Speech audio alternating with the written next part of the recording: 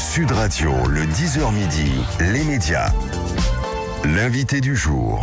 Bienvenue dans le 10h midi, il est 10h22. Nous sommes ce matin avec Anne Niva. Bonjour Anne Niva. Bonjour. Merci d'être avec nous. Vous êtes grand reporter de guerre et spécialiste des zones sensibles comme l'Irak, l'Afghanistan. Vous avez reçu le prix Albert Londres. Et ce matin, vous venez pour un documentaire. Alors c'est le 4e d'une série. Le nom de cette émission, c'est Dans quelle France on vit. C'est sur RMC Story. Et là, vous parlez ce matin du sexe en général et de tout ce que ça comporte. Et vous êtes allé rencontrer les Français et leur parler de sexe. Exactement. En fait, cette émission, Dans quelle France on vit, c'est la prolongation d'un livre que j'ai écrit, parce que je suis journaliste de presse écrite. Et j'ai écrit un livre qui s'appelle Dans quelle France on vit. Et il y a eu un tel succès, et puis je me suis bien rendu compte qu'il y avait encore autre chose à faire à la télévision, parce que la télévision, c'est puissant. Et j'ai voulu, en fait, transformer l'essai, si je puis me permettre cette métaphore, et aller vers l'image. Et donc, il y a 4 numéros par an, et à chaque fois, un thème de société. Pour moi, le sexe, c'est un thème de société. Les gens ont besoin d'en parler ou pas ? Ils ont besoin de se délivrer justement sur le sexe. Les gens ont besoin de parler en général, quel que soit le sujet. Mais vous anglez quand même le sujet, c'est pas juste le sexe en général, c'est vers de nouvelles libertés. Voilà. Et vous allez d'ailleurs avec un parti pris sur des choses assez pointues comme le polyamour. Alors vous nous expliquez que, enfin, on suppose que c'est extrêmement répandu. C'est si répandu que ça quand même, le polyamour. Ah non, c'est pas. Moi, je ne suis pas un institut de sondage. Je trouve que c'est trop facile pour nous les journalistes à chaque fois de sortir des chiffres qui sont très secs, des chiffres d'enquête que nous n'avons pas faites pour dire il y a tant de pourcentage et d'en tirer des conclusions. Moi, ce qui m'intéresse, c'est la complexité de la vie des autres. Donc là, c'est ce sujet sexe vers de nouvelles libertés, point d'interrogation, puisque je suis une journaliste, j'aime bien poser des questions, je n'affirme pas.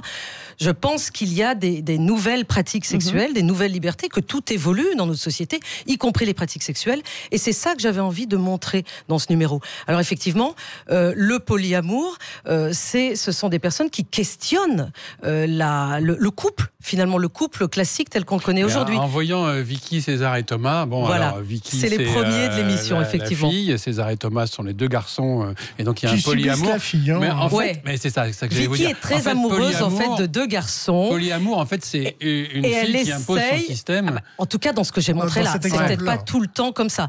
Mais l'idée, c'est les amours pluriels, c'est-à-dire on ouvre son couple, on essaye de dominer la jalousie, tout le monde en parle, tout le monde débat, etc.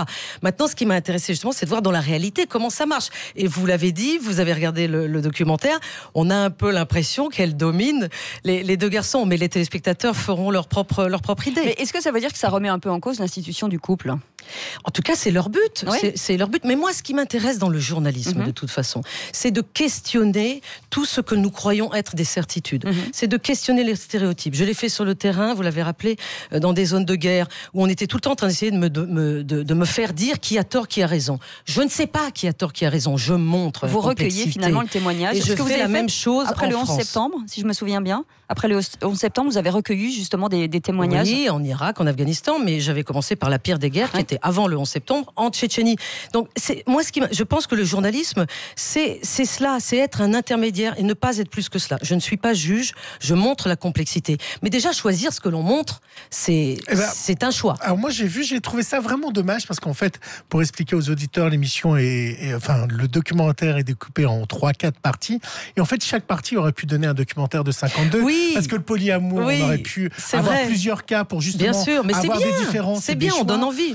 Ensuite, il y a également le thème de ce que vous vouliez plusieurs documentaires sur le sexe. Des accompagnants sexuels. Des accompagnants sexuels. Et du coup, je trouve que c'est réducteur parce qu'on n'a qu'un seul choix, qu'un seul exemple. En tout cas, merci de le dire, parce que ça montre que j'ai bien choisi mes sujets, puisque ça donne envie d'en voir plus sur chaque sujet. Moi, vous savez, c'est de la télévision. Oui, c'est de la télévision. Donc la télévision, je peux pas être à l'antenne pendant 5 heures, etc. Et je refuse aussi de me transformer en journaliste exclusivement de télévision. Je reste une journaliste de terrain, de l'écrit et du réel. Simplement, je pense que la télévision est puissante, j'aime l'émotion que ça apporte. J'aime ce que vous venez de me dire sur le fait qu'on aurait envie d'en savoir plus. Moi, ce qui m'intéresse, ce sont mes interlocuteurs. La jeune fille dont on vient de parler, ensuite l'accompagnant sexuel, les femmes handicapées, elles sont extraordinaires, elles ont une émotion. Oui, on en parlera dans un instant. Les homosexuels qui arrivent en dernière partie. Tous, ils sont intéressants. Restez avec nous, Anne Niva, on revient dans quelques minutes. Il est 10h26, merci d'être avec nous. C'est toujours le 10h midi média. Sud Radio, 10h midi, média. Bienvenue, nous sommes toujours avec Anne Niva, merci d'être avec nous. On parlait de ce documentaire qui a l'air, alors malheureusement je n'ai pas pu le voir, mais ça va être un grand plaisir en tout cas de le regarder. C'est demain soir à 21h sur RMC Story, ça s'appelle Dans quelle France on vit. On parlait tout à l'heure justement de cette remise en cause des couples, et là on passe à un autre sujet qui est un sujet assez lourd et assez fort, c'est l'accompagnement sexuel pour les handicapés. Oui, alors ça n'a pas encore véritablement de statut en France, c'est même quasi à la limite de la légalité. Oui, il y a une seule association en France qui milite pour que des personnes soient formées à cela. Alors qu'est-ce que cela veut dire ?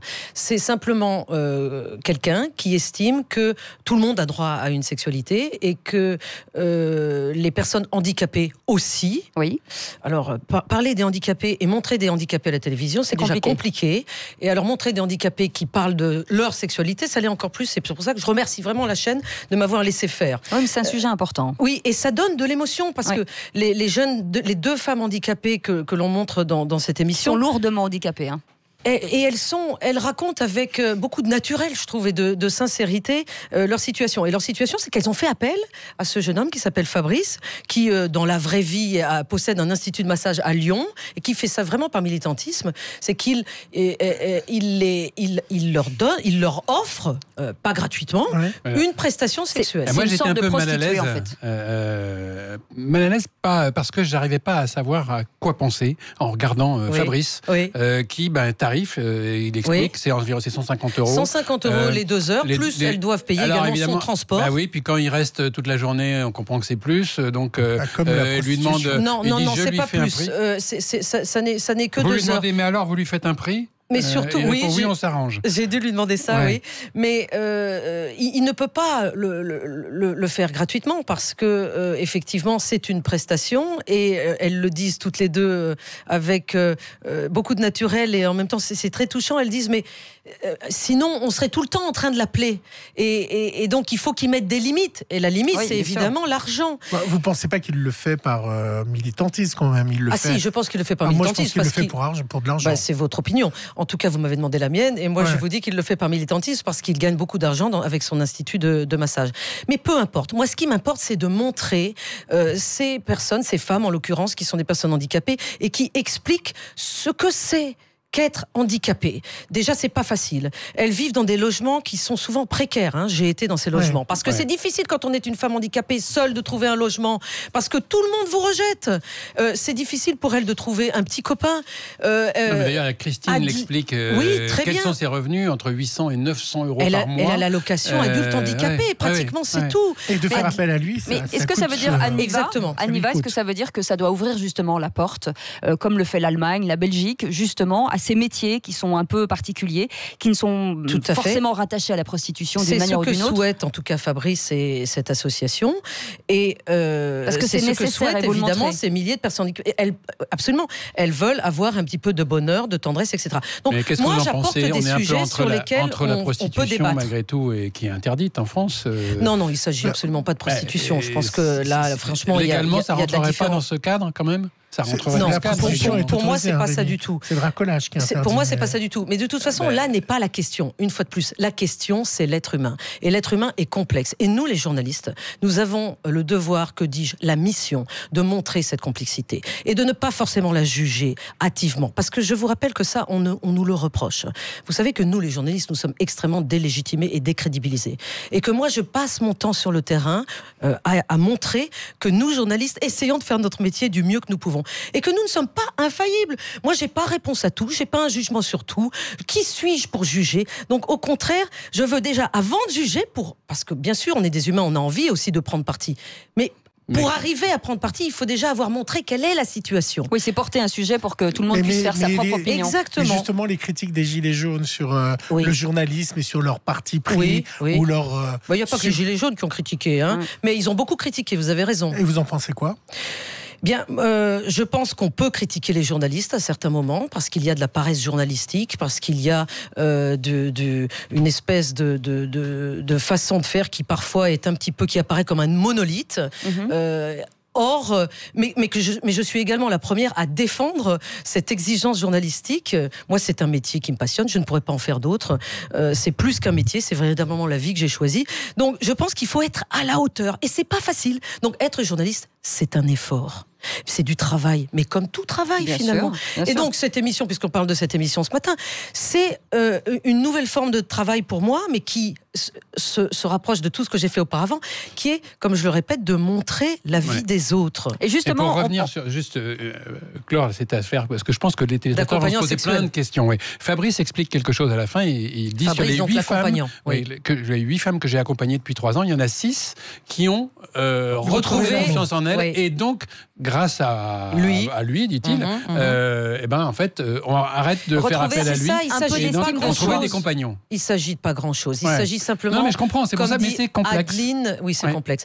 Que son corps, parce que ce sont des femmes handicapées, elles ont mal à leur corps, psychologiquement, leur corps, elles n'aiment pas leur corps. C'est retrouver de l'estime de soi. Exactement. Et il sert à ça, il l'explique. Il est pratiquement également comme une espèce de psychologue. Voilà. C'est complexe. Voilà. On peut le voir d'un côté, on peut le voir de l'autre, c'est assez complexe. Il y a un autre sujet qui est assez complexe aussi, ce sont les relations virtuelles, que vous évoquez aussi. Oui. Vous avez déjà été sur les réseaux sociaux? Vous êtes déjà inscrite? Moi, j'ai pas besoin d'aller sur les réseaux sociaux. Déjà, vous l'avez fait pour l'enquête. Oui, voilà. Vous nous avez dit que c'était pour l'enquête. Oui. Absolument. J'ai été obligée d'aller... Non, mais moi, j'irais sur les réseaux sociaux si j'avais envie d'aller sur les réseaux sociaux. Il y a absolument aucun problème. Mais ça vous a amusé, puisqu'à un moment, vous êtes justement mais avec... là, il faut dire les choses telles qu'elles sont. Pour cette émission, je me suis dit, c'est très important de parler des réseaux sociaux, puisqu'ils ont quand même changé les relations hommes-femmes. Absolument. Et donc, le réseau Tinder, pour ne pas le nommer, mais il y en a bien d'autres. Des plateformes de rencontres. Il me fallait des interlocuteurs. Bien sûr, sinon, je ne peux pas faire d'émission. Donc, il a été assez facile de trouver des interlocuteurs femmes. Par contre, des garçons, des hommes, on n'arrivait pas à en trouver. Donc, avec la production, avec la prod, on s'est dit, il faut que j'aille, moi, me mettre sur Tinder, en expliquant ce qu'est cette émission, en disant qu'on cherchait des témoignages. On a croulé sous les likes par rapport à mon profil, qui était un profil juste, qui expliquait ce qu'était cette émission. Il y avait des photos ? Il y avait surtout, si vous voulez, le fait que les hommes qui ont liké ma photo n'ont pas du tout pris la peine d'aller voir l'explication de l'émission. Et donc, ils ont, quand la production a engagé un dialogue avec eux pour dire « Êtes-vous prêts à témoigner ?» Là, il n'y avait plus personne, parce que c'était pas de témoigner dont ils avaient envie. Bah oui. Voilà. Ils étaient sur un réseau social pour draguer. Exactement. Mais finalement, celui qu'on a trouvé et qui témoigne face caméra, on l'a trouvé comme ça. Il s'appelle Amine, il est steward chez Air France. Oui, il est... sa relation la plus longue dans la vie, c'est 1 an. Il a 25 ans. Voilà. Et il assume tout cela. Mais il explique que son objectif, c'est d'avoir 1000 matchs. Les matchs, c'est donc des rencontres. C'est des rencontres qui fonctionnent. Voilà, exactement. Donc, chacun son délire. C'est une façon de faire, mais c'est comme disent les deux filles, tout le monde est sur Tinder aujourd'hui, quel que soit pratiquement l'âge. Bon, il faudrait effectivement en parler plus longuement. Peut-être que je m'inscrive, moi, non? Mais tout mythique, c'est pour les plus vieilles. Oh, dites donc, sortez. Non, il y en a pour tous les âges. Mais je pense, voilà, ce sont des phénomènes de société qui sont gigantesques. On sait à quel point le smartphone a changé nos vies. Donc, il faut en tout cas ne pas avoir du déni par rapport à ces nouveaux phénomènes et en parler. Et on parle aussi des gays, puisqu'ils dénoncent ce que vous appelez le chemsex, c'est le sexe sous l'emprise de la drogue. Alors ça, c'est un fléau qui prend effectivement beaucoup d'ampleur. Oui, donc ça, c'est le dernier volet de l'émission. Dans la communauté gay, aujourd'hui, c'est développé dans les 10 dernières années, ça vient des pays anglo-saxons comme souvent, la pratique du chemsex, chemical sex, c'est-à-dire sexe sous drogue. Alors ça, en soi, c'est pas une nouveauté, mais ce qui est nouveau, c'est que les drogues sont des drogues qui coûtent pas cher du tout, qui sont illégales, et que les personnes commandent sur Internet, sur des sites Internet illégaux, en fait, qui ont été fabriqués, exactement, et qui arrivent chez vous par la poste. Et ces drogues vous permettent de ne plus avoir de sensation de faim, ni de fatigue pendant 72 heures. Et évidemment, en fait, il y a du ça GHB. mène à des abus terribles et à des possibilités dramatiques. Et en particulier le GHB, qui est en fait une fabrication chimique de la cocaïne. De mélange. Et qui permet à la fois d'oublier et à la fois, en effet, d'avoir... Donc j'ai été voir la communauté homosexuelle de Marseille, qui est extrêmement préoccupée, l'association aide par cela. Et il y a des docteurs que les personnes peuvent aller voir gratuitement pour parler de leur addiction, etc. Donc j'ai trouvé ça extrêmement intéressant. C'était la première fois qu'ils accueillaient une caméra de télévision, parce que normalement tous ces témoignages sont bien sûr sous couvert d'anonymat. Alors, Rémi. Anne, en fait, vous concluez le documentaire par une phrase. Vous expliquez que l'institution du couple, quant à elle, tente à se déliter, d'après vous. Le virtuel souligne les désirs de liberté de tous, mais pourra-t-il vraiment remplacer les seuls moments qui comptent, ce qui nous est donné de partager, tout simplement entre humains? Donc, en fait, après être allé dans les territoires un peu extrêmes, vous dites, finalement, est-ce que ce qui compte, c'est pas simplement les rapports normaux entre humains? Non, mais je crois que vous serez tous d'accord avec moi pour dire que c'est une conclusion un peu conventionnelle par rapport à votre et être documentaire. vivant, c'est être face au réel, de toute façon. Donc on peut inventer tout ce qu'on veut, mais c'est la réalité qui compte. Vous savez que même les gens qui se rencontrent sur Tinder ou sur quoi que ce soit d'autre, ou quoi que ce soit, ils sont bien obligés d'être en face à face à un moment ou à un autre. Donc après, pour avoir une vraie relation. Après être allé dans les extrêmes, vous revenez au conventionnel. Mais c'est pas les extrêmes, non, pas du tout. C'est pas les extrêmes, c'est la société dans laquelle nous vivons aujourd'hui. Tout est mélangé. Nous sommes tous paradoxaux. Tout arrive. Nous avons vous-même tout à l'heure, vous allez rallumer votre smartphone et aller voir ce qui se passe sur Google ou ailleurs, mais c'est du virtuel. Non, mais quelle que soit en tout cas la relation, elle finit par être vraiment humaine et voilà. C'est toujours du face à face. De toute façon, moi je suis journaliste reporter et le reporter est face au réel. En tout cas, c'est ce soir, c'est demain soir. Non, c'est pas ce soir, c'est demain soir. C'est demain soir, mardi à 21h sur RMC Story. Ça s'appelle Dans quelle France on vit? Le sexe vers les nouvelles libertés. C'était Anniva, journaliste, qui était avec nous ce matin. Merci d'avoir été avec nous. Ça nous a fait beaucoup parler. Et puis voilà, on espère que ça va cartonner parce que c'est vrai que ce sont des sujets très importants. Restez avec nous, on revient dans un instant. Il est 10h41.